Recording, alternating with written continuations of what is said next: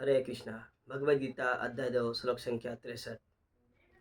क्रोधात् भवति सम्मोहः, सम्मोहात् स्मृति विभ्रमः, स्मृति भ्रंशात् बुद्धिनाशो, बुद्धिनाशात् प्रणश्यति। अनुवाद इस प्रकार है। क्रोध से पूर्ण मोह उत्पन्न होता है और मोह से स्मरण शक्ति का विभ्रम हो जाता है। जब स्मरण शक्ति भ्रमित हो जाता है तो बुद्धि नष्ट हो जाती है और बुद्धि नष्ट होने पर मनुष्य भवकूप में पुनः गिर जाता है। यहाँ पे भगवान अर्जुन को बता रहे हैं कि एक अच्छा भला व्यक्ति कैसे भवकूप में गिर जाता है, कैसे उसका पतन हो जाता है, उसका एक प्रोसेस बता रहे हैं। तो प्रोसेस कहाँ से शुरू होता? संगस्ते सुपजाते, यानी कोई भी इंद्रिय विषय का चिंतन करने से चालू होता है और धीरे धीरे धीरे उस प्रोसेस स्टेप टू स्टेप धीरे धीरे उस आदमी को भवकूप में गिरा देता है। तो पिछले श्लोक में हमने देखा क्रोध कैसे उत्पन्न होता है ना। क्रोध तक हमने देख लिया था कि इंद्रिय विषय का चिंतन करते हैं, फिर वो आसक्त होता है, फिर उसके मन में काम उत्पन्न होता है, फिर क्रोध उत्पन्न होता है। फिर क्रोध के आगे क्या होता है वही श्लोक में बता रहे हैं भगवान। क्रोध के आगे क्या होता है? उसमें मोह सृष्टि हो जाता है ना। उसको पाने का मोह सृष्टि हो जाता है, वो एक प्रकार मोहित हो जाता है। फिर मोहित होने से क्या होता है? उसका स्मृति जो है वो विभ्रम हो जाता है, भ्रमित हो जाता है स्मृति उसको।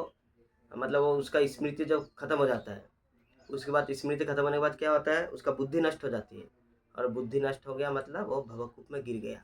इसका हम बहुत अच्छा एग्जांपल देख सकते हैं। जैसे समाज में होता है, जब किसी का क्रोध आता है तो भूल जाता है सामने वाला मेरा क्या रिश्ता लगता है, उनके माँ है, बाप है, भाई है, बहन है या पड़ोसी है, जो भी, और रिश्ता भूल जाता है। फिर उसके साथ लड़ाई करता है। लड़ाई करते करते फिर ज़्यादा जब लड़ाई होता है फिर मारने भी लगता है। इसीलिए कई बार देखते हैं क्रोध में आके इंसान एक दूसरे को मर्डर भी कर देते हैं। ये तो आजकल खैर बहुत हो रहा है। तो इसीलिए सबको भगवत गीता का ज्ञान जरूरी है कि ये प्रॉब्लम कहाँ से चालू हुआ। ज़मीन लेकर कल देखेंगे, थोड़ा सा ज़मीन के लिए वो चिंतन करता रहता है कि ये मेरा ज़मीन है।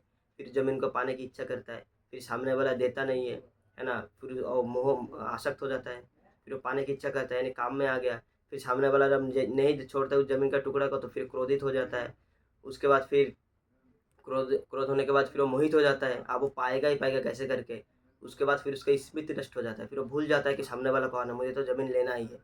फिर उसका स्मृति उसके जैसे नष्ट हो जाता है, फिर वो बुद्धिनाश हो जाता है क्योंकि वो भूल गया सामने वाला मेरा भाई था। अपने भाई को मार देता है ज़मीन के टुकड़ा के लिए।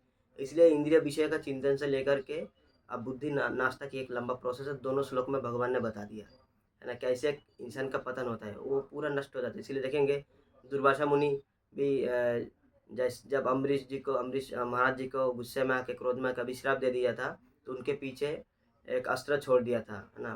फिर ब्रह्मास्त्र छोड़ दिया था भगवान ने, सुदर्शन चक्र छोड़ दिया था, जो कि उनके पीछे दुर्वासा मुनि जी के पीछे लग गया था। फिर लास्ट में भगवान बोलते हैं आपने जिनके चरणों में अपराध किए उनके पास ही जाइए। फिर वो वापस अम्बरीश महाराज जी के पास आते हैं, तब जाके वो बच पाते हैं।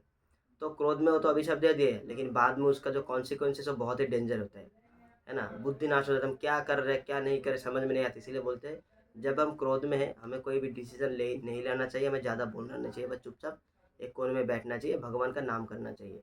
क्रोध बहुत ही डेंजर चीज़ है। इसी श्लोक में वही बताया बताया भगवान ने। क्रोध से सम्मोह, सम्मोह से स्मृति खराब, स्मृति खराब से बुद्धिनाश, और बुद्धिनाश से बुद्धिनाश मतलब हो गया कि एक इंसान का मेन चीज़ होता है उसका इंटेलिजेंस, वही तो उसको चलाता है। अगर वही नाश होगा तो फिर आदमी खत्म हो गया, फिर उसका अस्तित्व खत्म, है ना, पागल कहलाएगा वो। तो हमें पागल नहीं बनना है, हमें अपने क्रोध को बस में रखना है ताकि हम भगवान की भक्ति अच्छे से कर पाए। हरे कृष्णा।